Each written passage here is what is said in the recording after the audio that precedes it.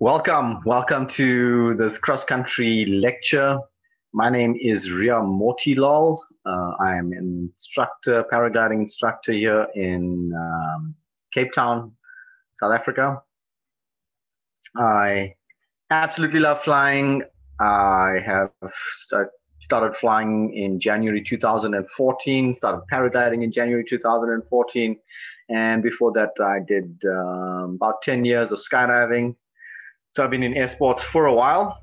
Absolutely love it. I started off with a fear of heights and had no idea that this would be something that I would enjoy as much as I do. I had no idea that this would become a career path for me. And I am absolutely pleased to give this course to you today. The objectives of this session is I'm going to share my love of cross-country flying with you. I would like to give you a brief but very thorough overview of cross-country, share some tips with you. I want to empower you with knowledge, tools, methods of analysis, and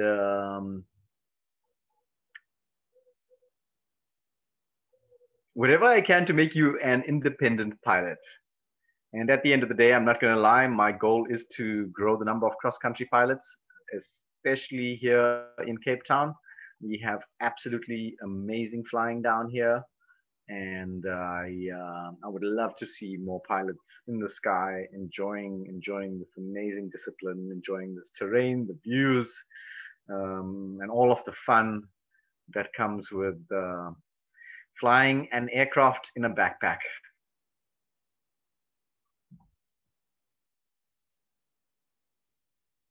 The talk is broken up into several sections. We're going to start off with what is cross-country. Then we will go into the required skills, the equipment, planning, what to do when you get to launch, in-flight decision-making, and then post-flying, how to get back from your flights, as well as how to review your flight so that you can learn faster and become a better pilot.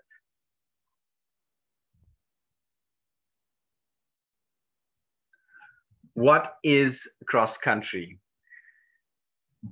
Cross-country flying pretty much means going somewhere, whether you take off, fly to leave your local hill, fly somewhere else and come back and land, or land somewhere else. It's about taking your paraglider away from the local hill, not staying where you take off and then landing at the bottom of your takeoff. It's about going places. Whether you go far or not does not matter.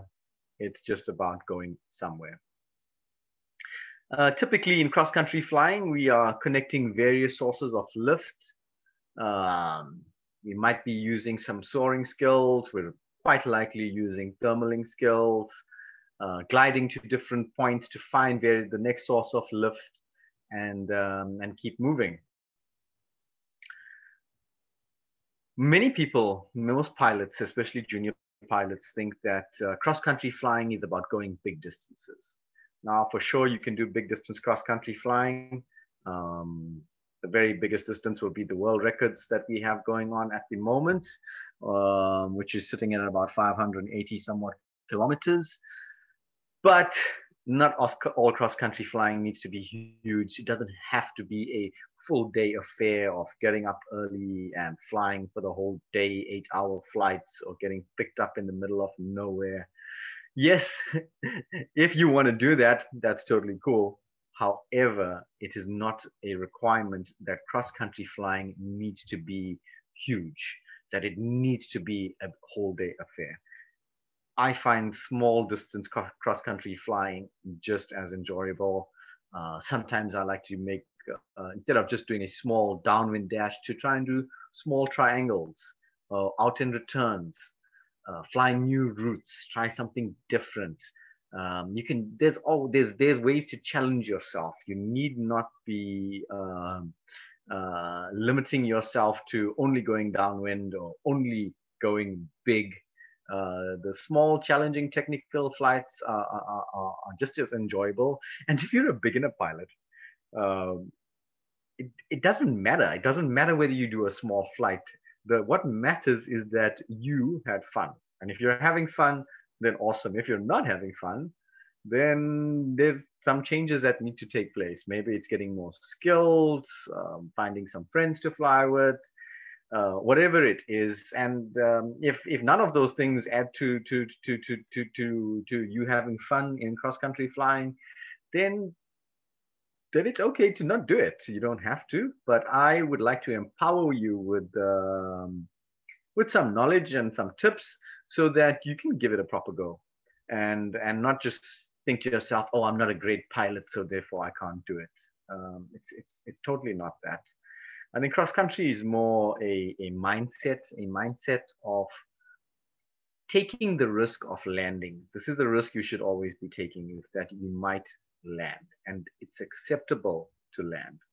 And whether you have a 20-minute flight or a 2-hour flight, you have to take this risk of landing. And that's really why I say that cross country is more a mindset. And then once you adopt this mindset of being happy to leave the local hill, to leave the house thermal on launch, or wherever it is, then you're going cross country. And once the penny drops and you realize that, hey, if there's a thermal here on the takeoff, then there's quite likely going to be thermals elsewhere, and you just got to go and find them. You have to take the risk of looking for the thermal and accept the risk that if you do not find it, that you will then go and have a safe landing wherever that may be. Um, I I got the next point over there. It's not all about the numbers, and I've already started talking about that. It really isn't. It's just about having fun, and I enjoy it. For me, the cross country flying is, it's like playing a strategy game in the sky, and the game starts well before you even get to take off. It starts when you with your planning, and then it's in the air, the decision making, and even getting back. You know, sometimes I'm using public transport, and sometimes I'm hitching rides, and sometimes I'm flying back home. So this varied nature of all the different possibilities is for me what makes cross country quite enjoyable.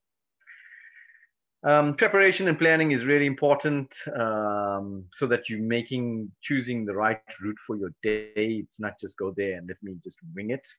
Yeah, some people do that, and you can do that, but I think that you will have better success the more prepared you are. And that preparation starts with weather forecasting. It starts with having your gear ready to go flying. So I've heard of this on multiple occasions. The pilots take off and then the video dies because the battery was low, or the phone dies and the radio dies, or get to take off and I forgot my radio. These are all of the things that you need to prepare for, and they really, the small things do make a difference in your flying, and we'll talk about that later. Yeah, so the risk that you should be taking, like I say, is always that you land, not that you end up in a lake or in the ocean, crazy stuff like that, uh, stranded where you don't have cell phone signal. No, the risks that you should be taking should be that you have a safe landing. And then, of course, as you get more skills, you'll want to take things bigger. And if you want to take things bigger into places where, for example, there is no cell phone signal, then you need to be prepared for this. And we'll be touching on all of this a little bit later. The picture that you're seeing on the screen right now, this is taken flying north from the Bainskloof Pass. That's the Full-Flay Dam in the distance over here, and that's Rubik Castile. And you can see there's a pilot over here. Beautiful day. You can see some clouds out there. Yeah, this is my kind of flying. I really enjoy it. But like I say, there's various forms of cross country, and you must do what makes you happy.